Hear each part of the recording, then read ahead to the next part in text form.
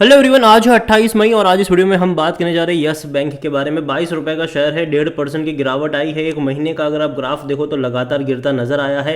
At least ये 22-23 के आसपास अटकता हुआ ज़रूर नजर आया है। लेकिन अगर आप देखो तो पहले क्या था कि बाजार ने ना जब पिछले हफ्ते काफ़ी अच्छी तेज़ी दिखाई थी, इसने पार्टिसिपेट ही नहीं करा था, बल्कि ये धीरे धीरे धीरे नीचे आ रहा है।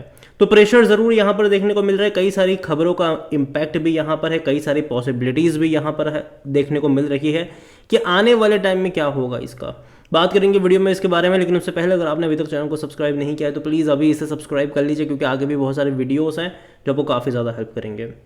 तो 22 रुपये का शेयर है यस बैंक का और 16% की गिरावट है एक महीने में। एक साल का अगर आप ग्राफ देखो तो 42% का अभी भी ग्रोथ है। हालांकि पैसा डबल भी करा था इसने, 16 से 32 का लेवल दिखाया था इसने बहुत ही कम टाइम में, लेकिन उसके बाद लगातार गिरावट देखने को मिली। अच्छी खबरों में भी गिरावट आई थी। अगर आप देखो यहाँ पर तो पहले जब ये 16 से 32 पे गया और जब 32 की रेंज में गया था तब इसका जो मार्केट कैप था वो 90,000 करोड़ क्रॉस हो गया था। और यस बैंक का इतना बड़ा मार्केट कैप पहले तब हुआ करता था जब इसका शेयर प्राइस 400 रुपये के आसपास देखने को मिल रहा था। तो जाहिर सी बात है अभी वो वाला सिनारियो तो है नहीं कि सब कुछ सही चल रहा था। अभी जाहिर सी बात है हमें थोड़ा बहुत करेक्शन के लिए तैयार रहना पड़ेगा, और वो देखने को मिला भी सही हमें। शुरुआती दौर में एक प्रॉफिट टेकिंग देखने को मिली। उसके बाद जब गोल्डमैन सैच ने सेल कॉल जनरेट करा था, 16 रुपये का टारगेट दिया था, तो ये और ज़्यादा गिर गया। फिर तेज़ी आई।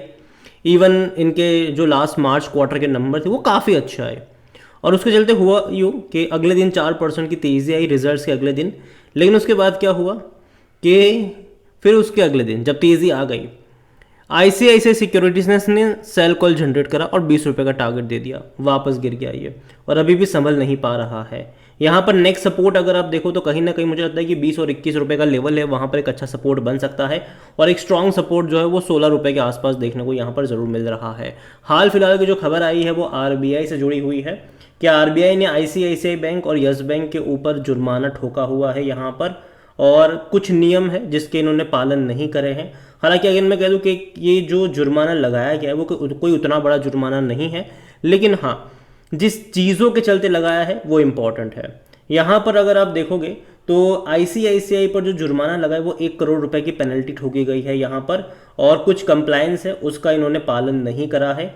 और यस बैंक के ऊपर जो करा है वो यहाँ पर ये है कि जिसके अकाउंट में ठीक है ज़ीरो बैलेंस होता है उससे जो चार्ज वसूला जाता है वो मना करा है यहाँ पर, लेकिन फिर भी ये चीज़ें हो रही है। इसके अलावा यहाँ पर ये भी है कि ज़ीरो बैलेंस वाले खातों के लिए जुर्माना लगाया था, और फंड पार्किंग और कस्टमर ट्रांजैक्शन को रूट करने के लिए ग्राहकों के नाम पर इंटरनल अकाउंट ओपन करे गए थे। मतलब खुद से ही अकाउंट ओपन कर लिए ग्राहकों के, अलग अलग ग्राहकों के नाम पर, और यहाँ पर RBI ने इन दोनों ही बैंक के ऊपर जो है वो जुर्माना यहाँ पर लगाया है। यहाँ पर अगर आप देखोगे तो भारतीय रिजर्व बैंक ने इस संबंध में दोनों की जांच की और पाया कि ग्राहक खाते में पर्याप्त राशि नहीं होने के बावजूद बैंक ने चार्ज वसूल करा। ठीक है, बैंक ने चार्ज वसूल किया, और इसके अलावा कई खामियां और उजागर यहाँ पर हुई है। तो अगेन कह दूं मैं कि जो पेनल्टी लगी है वो कोई उतनी बड़ी नहीं है। यस बैंक के ऊपर 91 लाख रुपीज़ के आसपास की पेनल्टी लगी है, और ICICI के ऊपर 1 करोड़ की पेनल्टी लगी है। लेकिन जिस चीज़ के चलते लगी है वो डेफिनेटली यहाँ पर इंपॉर्टेंट है। अगर हम वॉल्यूम्स की बात करें तो 10 करोड़ से भी ज़्यादा के शेयर यहाँ पर ऑलरेडी ट्रेड हो चुके हैं, और मार्केट कैप इसका 71,000 करोड़ के आसपास देखने को मिल रहा है।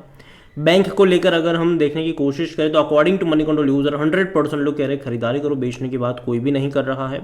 कंपनी को लेकर अगर आप देखोगे तो इनके लास्ट क्वार्टर के जो नंबर्स आए थे वो अच्छे थे, लेकिन इवन पहले इनके रेवेन्यू अगर आप देखो तो पहले इनके रेवेन्यू लगातार गिर रहे थे, लेकिन पिछले 2 फाइनेंशियल ईयर में तेज़ी आई है रेवेन्यू में, जो कि अच्छी बात है। लेकिन प्रॉफिट वाइज अगर आप देखते हो यहाँ पर तो प्रॉफिट पहले देखो 20 और 21 काफ़ी ख़राब रहे। इवन ये बैंक दिवालिया होने की कगार पे था, लगता था कि भाई साहब बंद ही हो जाएगा, लेकिन RBI ने SBI ने यहाँ पर इसको बचाने की कोशिश करी, इवन बचा भी लिया। कई सारी बैंक्स भी आई इसको यहाँ पर ख़रीदारी करने के लिए। 10 रुपये के भाव पर इक्विटी सबने खरीदी। 3 साल का लॉक इन था, लेकिन अब वो 3 साल का लॉक इन पीरियड ख़त्म हो चुका है, तो अब वो बेचने के लिए भी तैयार बैठे हैं तैयार। और अभी जो गिरावट आ रही है उसकी सबसे बड़ी वजह यही है कि जिन्होंने खराब टाइम में खरीदारी करी थी 10 रुपये पर, 12 पे, 15 पे, 14 पे, वो अब धीरे धीरे बेच रहे हैं। जैसे कि जब गिरावट आई थी तो यहाँ पर जो कार्लेस ग्रुप था उन्होंने यहाँ पर बिकवाली करना स्टार्ट कर दिया था, तो उसके चलते भी एक गिरावट हमें यहाँ पर देखने को मिली थी। हालांकि अभी लास्ट फाइनेंशियल ईयर में 1285 करोड़ का प्रॉफिट हुआ, जो कि अच्छा है। और जहाँ तक वैल्यूएशन की बात करें, देखो 22 रुपये देखने में सस्ता लगता है, लेकिन वैल्यूएशन के हिसाब से महंगा है। 56 का पी है, सेक्टर पी 17 का है। अब क्यों है ये? प्राइस टू अर्निंग रेशियो, यहाँ पर कितना कमा रहे हैं, क्या प्राइस है इसका, ठीक है। और दूसरी तरफ अगर आप देखोगे तो बहुत सारे शेयर्स की डंपिंग हुई है। यहाँ पर जब यस बैंक क्राइसिस आया था तो 10,000 करोड़ रुपए जब रेज करे गए थे 10 रुपये की इक्विटी के ऊपर, तो 1,000 करोड़ शेयर्स और इन्फ्यूज़ करे गए। बाद में जब एफपीओ के जरिए 15,000 करोड़ रुपए रेज करे गए 12-13 रुपये के प्राइस पर, तो और 1,200 करोड़ शेयर और इन्फ्यूज़ करे गए ऑलमोस्ट वहाँ पर। और इवन जब कार्लेस ग्रुप ने खरीदारी करी और इन्फ्यूज़ हुआ था यहाँ पर। तो ये हुआ है, यहाँ पर बहुत सारे शेयर्स इन्फ्यूज़ हुए, तो नंबर ऑफ शेयर्स जो है वो बढ़ गए हैं। अब आप ये सोचो कि पहले 500 शेयर्स थे फॉर एग्जांपल, ठीक है, अब वो सीधे 5,000 हो गए, तो जाहिर सी बात है भाई साहब और ज़्यादा पैसा इनको कमाना पड़ेगा।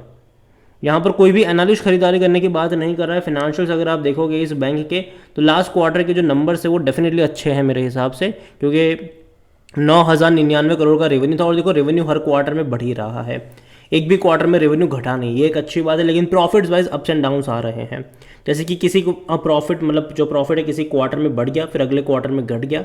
लेकिन अच्छी बात यह है कि लास्ट क्वार्टर में प्रॉफिट में भी बहुत बड़ा उछाला है, तकरीबन 465 करोड़ से भी ज़्यादा का प्रॉफिट यहाँ पर देखने को मिला, तो एक अच्छी बात है यहाँ पर। लेकिन हाँ, अभी एक्सपेक्टेशन वैसी वाली ही है कि वैसा और बड़े प्रॉफिट्स आने वाले क्वार्टर में भी देखने चाहिए। ये वन टाइम अच्छा प्रॉफिट नहीं होना चाहिए। देखो रेवेन्यू तो बढ़ता रहेगा, लेकिन प्रॉफिट भी इनका बढ़ना ज़रूरी है यस बैंक का।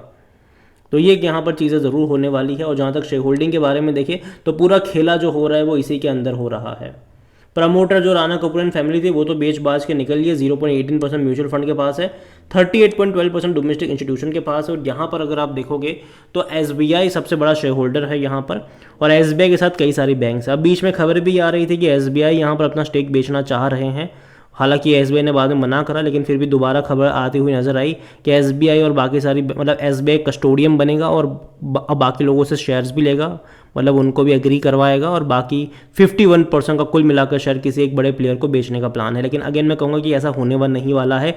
रीज़न सिंपल है कि भाई साहब बहुत लोगों को साथ में जोड़ना पड़ेगा, जो कि बहुत ज़्यादा चैलेंजिंग टास्क होने वाला है इनके लिए। और कोई एक बड़ा प्लेयर आके 51% खरीदारी करेगा, ये थोड़ा मुझे यहाँ पे उतना मतलब उतना ज़्यादा मुझे लगता नहीं कि ऐसा होने के चांसेस है। क्योंकि सेम चीज़ गवर्नमेंट जो है वो आईडीबीआई बैंक में करने की कोशिश कर रही है पिछले कुछ क्वार्टरों से, लेकिन हो नहीं पा रहा है। जहां भाई साहब एलआईसी और मतलब गवर्नमेंट के पास तो 96% का स्टेक है, लेकिन फिर भी बेचने में कामयाब नहीं हो पा रहा है, कोई भी बड़ा प्लेयर आने को तैयार नहीं है। तो यहाँ पर यस बैंक में मुझे लगता है कि ये चीज़ें काफ़ी ज़्यादा चैलेंजिंग होने वाली है। और एफआईएल्स के पास 28.42% की होल्डिंग, और वो लगातार खरीद रहे हैं यहाँ पर। रिटेल और अदर की 33.29% की होल्डिंग है, जिनमें से रिटेल इन्वेस्टर 22.31% पर है और अदर पार्टीज 10.98% का स्टेक यहाँ पर लेकर बैठे हुए हैं। ओवरऑल अगर मैं बात करूँ यस बैंक की, तो डेफिनेटली बैंक बर्बाद तो नहीं होने वाला है, लेकिन अभी जो इसका ग्राफ पैटर्न दिख रहा है वो उतना ज़्यादा कॉन्फिडेंस नहीं दे रहा है। हालांकि अगेन मैं कहूँगा कि अगर 20 रुपये के आसपास जाता है तो खरीदारी के मौके वहाँ पर ज़रूर बनेंगे, और जिनको खरीदारी करनी है वो 20 रुपये के लेवल पर अपनी नज़र रख सकता है। लेकिन साथ में ये भी मैं कह दूँ कि बाय ऑन डिप्स के अप्रोच के साथ आपको चलना चाहिए। अगर 20 रुपये के आसपास जाता है, आपको 1000 शेयर खरीदने हैं, तो 300 क्वांटिटी आप उस लेवल पर ऐड कर सकते हो। उसके बाद हर 2 रुपये की गिरावट पर अगर आप चाहो तो एवरेज करके चल सकते हो। 16 रुपये का एक स्ट्रॉन्ग सपोर्ट यहाँ पर देखने को मिल रहा है।